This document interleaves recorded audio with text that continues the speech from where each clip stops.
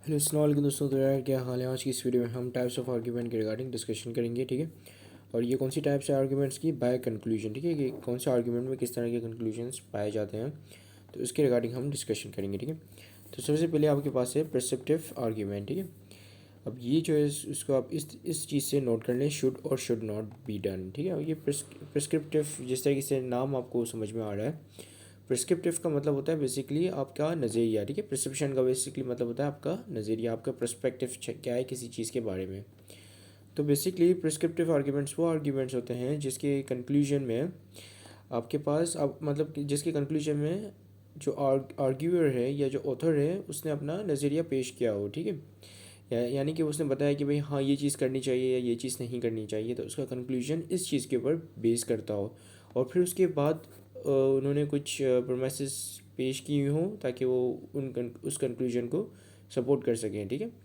तो अगर हम इसकी एग्जांपल देखें तो उसमें लिखा हुआ है कि our team is very out number to compete, so we should invite other people to join. अब देखो यहाँ से लेके जो यहाँ तक आपका कंक्लूजन है वो क्या है, this is the perception. Perception यानी कि एक बंदे का नज़रिया है जो कि कह रहा है कि भाई हमें ज़्यादा लोग चाहिए, तो हमें कुछ मज़ीद मतलब मज़ीद लोगों को इनवाइट करना चाहिए अपनी टीम में, ताकि क्योंकि हम जो है वो आउट नंबर्ड हैं, ठीक है। तो ये क्या, ये आपका कंक्लूजन है। और क्यों हमें इनवाइट करना चाहिए, क्योंकि हम आउट नंबर्ड हैं, तो ये आपका प्रमाइस हुआ, ठीक है। तो देखिए यहाँ पे ये जो कंक्लूजन है वो एक बंदे की परसेप्शन है या एक बंदे का नज़रिया है कि हमें ये चीज़ करनी चाहिए, ठीक है। तो जिसकी वजह से इस आर्ग्यूमेंट को प्रिस्क्रिप्टिव आर्ग्यूमेंट कहते हैं, क्योंकि इसका जो कंक्लूजन होता है वो किसी बंदे का नज़रिया होता है। फिर आपके पास है इवैल्यूएटिव आर्ग्यूमेंट, ठीक है। इसमें बेसिकली कंक्लूजन किसी चीज़ की किसी चीज़ को अच्छा डिक्लेयर कर रहा होता है। उसका कंक्लूजन इस इवैल्यूएटिव आर्ग्यूमेंट का जिस तरीके से नाम यहाँ पे लिखा हुआ है कि इवैल्यूएटिव, यानी कि इवैल्यूएट करना किसी को, ठीक है, जज करना या देखना कि ये बंदा सही कर रहा है या नहीं कर रहा, ठीक है।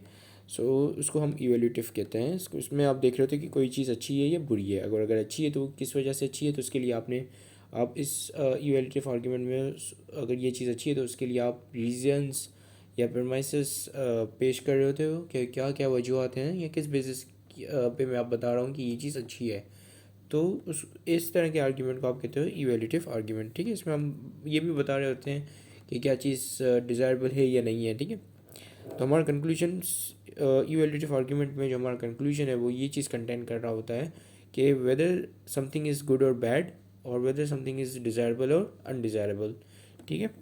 अब जैसे कि यहाँ पे हम कंक्लूजन देखें तो इसमें लिखा हुआ है the early super hero movies were not so great, ठीक है।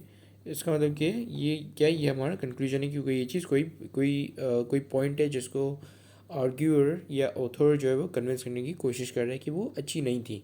पुराने ज़माने में जो अर्ली सुपर हीरो की मूवीज़ जो आती थी वो इतनी ज़्यादा अच्छी नहीं थी, ठीक है। सो ये बता रहे कि ये वो बैड थी, ठीक है, ये अनडिज़ायरेबल थी because of the low C G I effects, ठीक है। अब ये क्या, ये जो because of the low C G I effect, this is your premise या रीज़न, ठीक है। और ये क्या, ये आपका कंक्लूजन है कि वो अच्छी नहीं थी। तो यहाँ पे जो अर्ली सुपर हीरो की जो मूवीज़ है उसकी बुराई नहीं कर रहा, मतलब एक तरीके से बता रहा है कि वो अच्छी नहीं थी, अनडिज़ायरेबल थी, ठीक है। सो जो यहाँ पे इवैल्यूएटिव आर्ग्यूमेंट के अंदर जो कंक्लूजन होता है वो सोली ये चीज़ डिक्लेयर कर रहा होता है कि कोई चीज़ अच्छी है या बुरी है, ठीक है। और फिर आगे उसकी अच्छी या बुरी क्यों है, तो उसके ऊपर बेसिस किस बेसिस पे मतलब वो ये बात कर रहा है ऑथर कि ये बुरी है या अच्छी है, तो उस बेसिस के लिए प्रोमाइसेस और रीजंस दे रहा होता है, ठीक है। फिर आपके पास आते हैं इंटरप्रेटिव आर्ग्यूमेंट्स, ठीक है।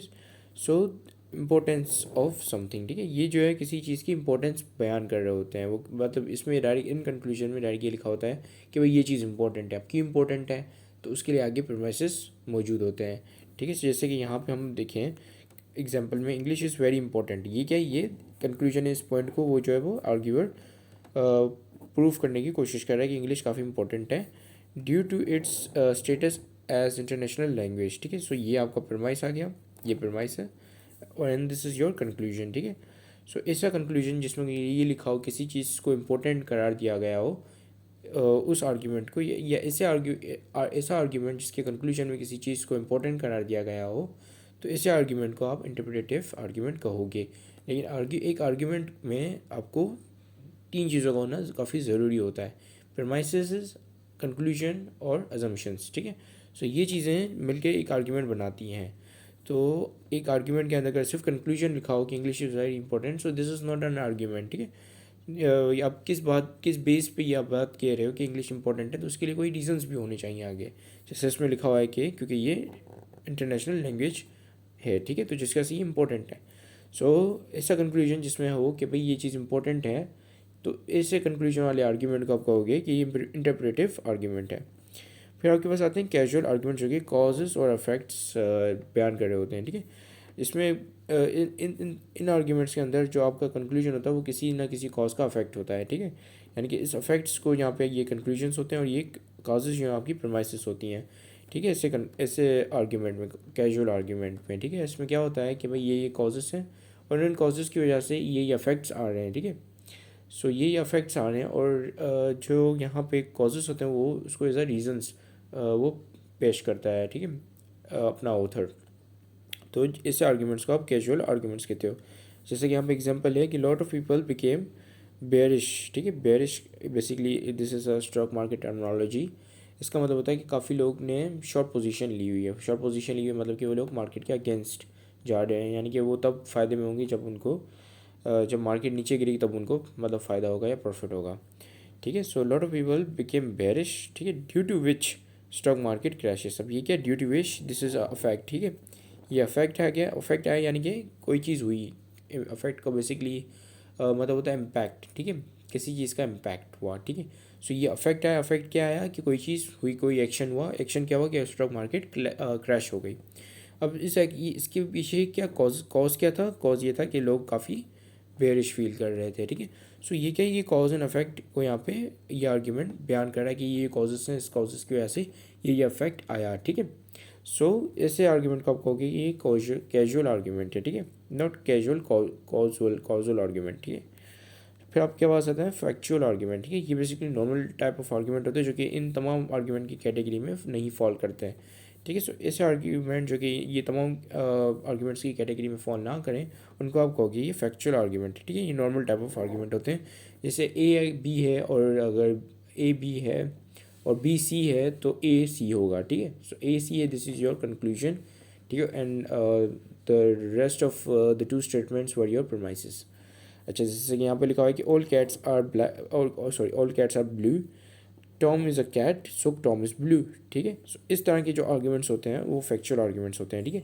देखिए ये कह रहा है कि ए जो है वो बी है, ठीक है, और बी जो है वो सी है, और इसकी वजह से ए बी सी है या सी बी ए है, ठीक है।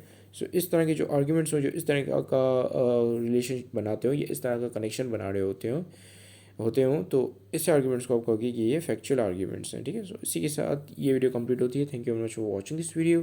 Have a great day and अल्लाह हाफिज़।